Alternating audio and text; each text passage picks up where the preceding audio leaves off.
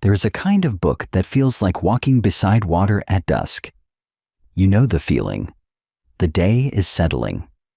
The light goes soft and golden over the river, and somewhere a bird is calling its last call home. The path is quiet. The slow water moves beside the bank, and the warmth of a small lit window waits further along the path. Tonight's book is one of those.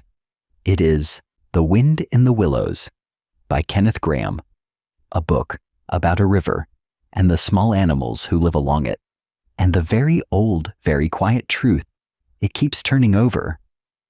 That adventure is a lovely thing, but the small warm home matters too. It is a book about friendship, about the river, and about the comfort of coming home. So let's walk along the bank for a while and see what we find. Some books are not so much read as visited. You step into them, and the world grows quieter, and you walk a little slower, and by the end, you find that you have, in some small way, come home. The Mole Who Went Outside. The story begins, as so many gentle stories do, with spring cleaning. A mole had been at work all morning in his little underground home, whitewashing, scrubbing, beating the rugs, until the dust and the closeness of it all became too much for him. The spring had come, up there above the earth, and he could feel it somehow, even down in his dark little rooms. A stirring in the air, a restlessness in his paws, the sense that the whole world above had woken up and was busy living without him. Something in the air above was calling. So he dropped his whitewash brush, scrambled up his little tunnel, and pushed his way out through the soft earth into the bright sunshine of the riverbank. He had never seen a river before, and the river took his breath away. This sleek, cool, shining thing, sliding and gliding and chasing itself along the bank, whispering as it went. He had never imagined anything so wonderful. He sat on the warm grass and watched it, this living, moving water, and felt that here at last was the thing he had been looking for without ever knowing it. The willows trailed their fingers in the current. The dragonflies stitched the air. The whole bank was alive and humming and glad, and the mole sat in the middle of it all and felt his small dusty heart grow wide open. The water rat. And while he sat there wondering, a boat appeared, a little blue and white boat gliding down the river, and in it a water rat busy with his pole and his oar. "Hello, mole," called the rat. "Hello," called the mole, who had never been in a boat in all his life. And the rat, who was the kind of creature who loved to share the things he loved, invited the mole aboard. The mole stepped in, and his whole life changed. Not with any great noise, only with the quiet dip of an oar, and the slow, smooth glide of the boat over the water, and the basket of food the rat had packed for a picnic. For the mole, the river was a revelation. The rat taught him its moods, how it shone in the morning, pale and clear, when the mist was still lifting, how it went dark and thoughtful in the afternoon, when the clouds came over, how it caught the stars at night and held them, trembling, on its surface. They had picnics on the bank, cold chicken and pickles and a bottle of something cool, all packed into the little basket the rat kept in the boat. They drifted. They watched the swallows skim the surface. They sat together in the long golden evenings and said very little, because when you are with the right friend beside the right river, there is very little that needs saying, and the mole learned that the river was always there, always moving, always the same, a steady, patient companion that asked nothing and gave back peace. He learned something else, too, without quite knowing he was learning it. He learned that happiness is often a small thing, a warm basket, a good friend, a slow boat on quiet water, and an afternoon with nowhere to go. Not the great shining moments people chase, the small ordinary ones that you only notice later, looking back, and realize were the best of all. The river carried them through the whole turning year. In the spring, it ran high and bright, swollen with snowmelt, and the banks burst into celandine and primrose. In the summer, it ran low and clear and warm, slow under the willows, and the long evenings stretched out over it like honey. In the autumn, the leaves came down in golden drifts onto the water and floated away, and the river went dark and thoughtful and full of goodbyes. And in the winter, it grew quiet. Sometimes a skin of ice at the edges, sometimes a low gray rush of cold rain. But always there, always moving, always the same. And the mole, who had never had a whole year above ground before, learned that the world turns and turns again, and that there is a great comfort in a thing that stays steady while everything else changes. And there were neighbors. There was the otter, sleek and brown, who appeared and vanished like the river's own private joke. There were the ducks, and the water hen, and the old gray heron, who stood at the shallows like a patient, philosophic question put to the morning. They all knew the rat, and nodded as they passed, and the mole came to know them too, slowly, the way you come to know any quiet neighborhood, by small daily greetings, by the shapes of their comings and goings, until one morning he realized, with a small warm start, that he belonged here, and the riverbank was home. There was the day, too, that the mole took the oars. He had been watching the rat row for some time, and the oars made it look so easy, and he grew restless, and at last he asked, could he try? The rat, who was generous with the things he loved, gave him the oars, and the mole, who had never rowed in his life, promptly caught a crab, lost both oars, and tumbled clean overboard into the cold water. The rat laughed, a kind laugh, not a cruel one, and fished him out, and wrapped him in a dry coat, and said never a word of scolding, only that he would learn in time, as everyone does.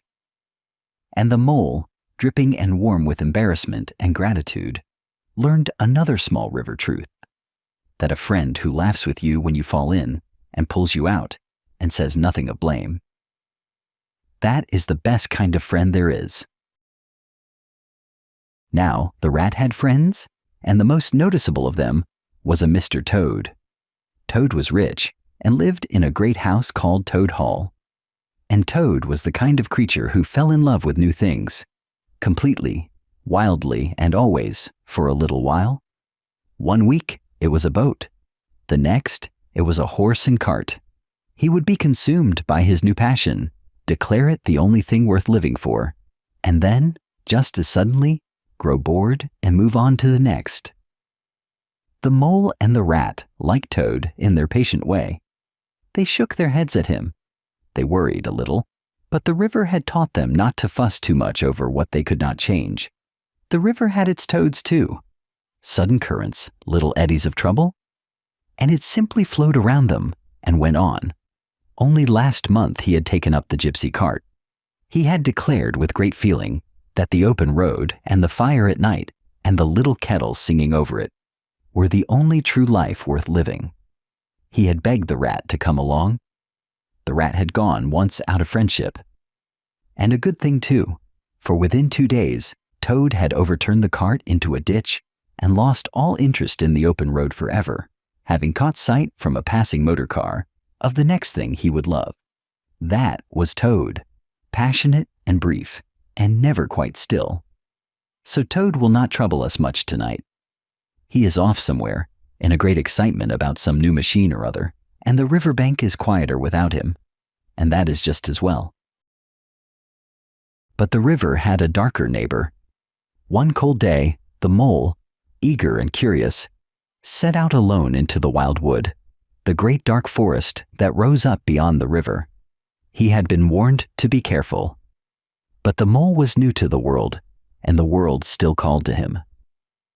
And the wild wood, as the light began to fail, grew strange. The trees seemed to lean closer, their branches knitting together overhead, until the last of the gray sky was gone. Little faces, sharp, wicked, watching faces, seemed to peer out from the holes in the bank and to duck back when he looked. Whispers and clicking sounds followed him, just at the edge of hearing, and the paths twisted and turned and led nowhere. The mole, for the first time since he had come above ground, was afraid. truly afraid, the kind of afraid that makes the world small and cold. He ran and stumbled and hid in the roots of a great beech tree, his heart pounding, lost in the gathering dark, listening to the wood breathe and rustle around him. It was the rat who came after him.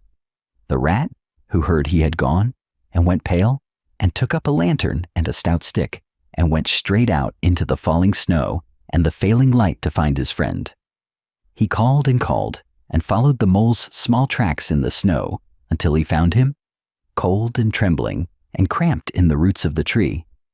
And he gathered him up without a word of scolding, because a true friend does not scold you for being lost. He just comes to find you. And together they stumbled on through the wood, looking for shelter, until they came upon a heavy door set into the side of a hill with a brass nameplate that read, Mr. Badger. Badger's home was everything the wild wood was not. Deep underground, warm and solid and safe, with great stone passages and glowing lamps and a fire burning in the wide old grate. Badger, gruff and kind, as the best guardians often are, fed them a hot supper and dried their wet things by the fire and gave them soft beds for the night. The walls were thick, built of the hill itself. The fire was bright and cracked softly. Outside, the wild wood might prowl and whisper and watch with its sharp little faces, but here, in the warm heart of the hill, none of it could reach them. The mole, full and warm and drowsy, listened to the fire and the wind outside and felt the fear go out of him like a tide going out, leaving only the safe, steady ground. And the mole understood something the river had been teaching him all along, that the world has its dark woods, and you will sometimes wander into them, no matter how careful you mean to be. But there is always, somewhere, a warm door set into a hill, and a friend with a lamp who will come out into the snow to find you, and a fire that has been kept burning for exactly this, for the moment you come in out of the cold. And so we come back to the riverbank as the light goes soft and golden over the water, and somewhere a bird is calling its last call home. The mole came up out of his spring cleaning and found a river, and it took his breath away. The rat taught him that happiness is often a small thing, a warm basket, a good friend, a slow boat on quiet water. The wild wood had its dark faces, but there was always a warm door in the hill and a friend with a lamp. And the mole, walking home in the snow, heard his own small home calling him back, and found, when he returned to it, that the small warm fire and the friend beside it were enough. There is a river moving somewhere near you tonight, a steady, patient thing, asking nothing, giving back peace. The river turns and turns again, spring bright, summer slow, autumn dark and golden, winter quiet, and it is always there. Always the same. The world changes around it. The river stays. Some things in a life are like that. Steady, patient, there when you come back to them. There is a small, warm home somewhere. That is yours. And the day, like the light over the water, is settling now, going soft and golden, the way it does when the riverbank has grown quiet and the small window is still warm. If there is one thing to carry from the riverbank tonight, let it be this. Adventure is lovely, and the river is wide, but the small warm home, and the friend who comes in out of the cold to sit beside your fire, that is what matters most. The fire is lit, the river is quiet. Rest well, sleep softly. Good night.